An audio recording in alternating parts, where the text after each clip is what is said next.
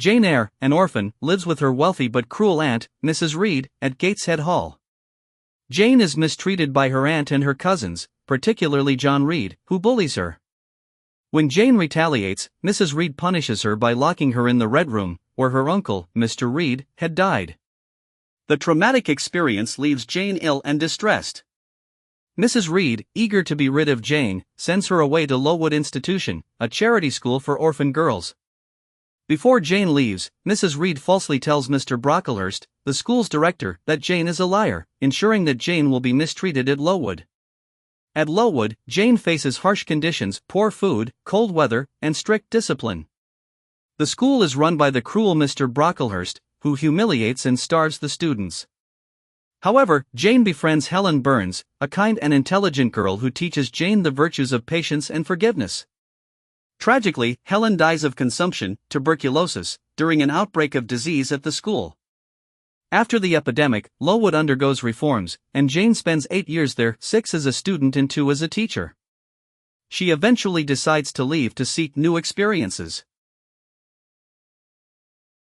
Jane advertises for a governess position and is hired at Thornfield Hall, where she teaches Adele Varennes, the ward of Thornfield's master, Mr. Edward Rochester. Thornfield is a grand but mysterious estate, with strange laughter and noises coming from the attic. Jane and Mr. Rochester form a deep connection. Despite his gruff and brooding nature, Rochester is drawn to Jane's intelligence and independence. However, he teases Jane by pretending to court the beautiful but haughty Blanche Ingram, making Jane believe that he could never love her. One night, Jane saves Rochester from a fire in his bedroom, which he attributes to his drunken servant, Grace Poole. However, Jane suspects something more sinister. Rochester eventually confesses his love for Jane and proposes marriage. She accepts, overwhelmed with happiness. On the day of the wedding, a lawyer named Mr. Briggs and Richard Mason, a stranger Jane had once met at Thornfield, interrupt the ceremony. They reveal that Rochester is already married to Bertha Mason, a madwoman he keeps locked in the attic under the care of Grace Poole.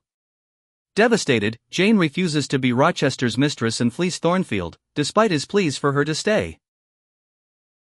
Jane wanders the countryside, starving and homeless, until she is taken in by St. John Rivers and his sisters, Diana and Mary.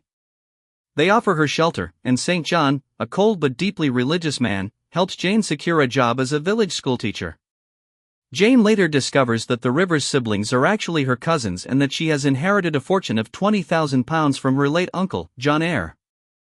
Overjoyed, Jane shares the inheritance with her cousins. St. John, planning to become a missionary in India, asks Jane to marry him and accompany him. However, he does not love her, he sees marriage as a duty. Jane, unwilling to marry without love, refuses. One night, Jane hears a mysterious voice calling her name.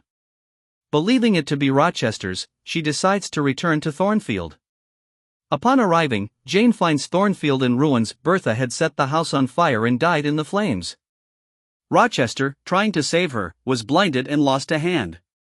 He now lives in seclusion at Ferndean Manor. Jane reunites with Rochester, and their love remains strong.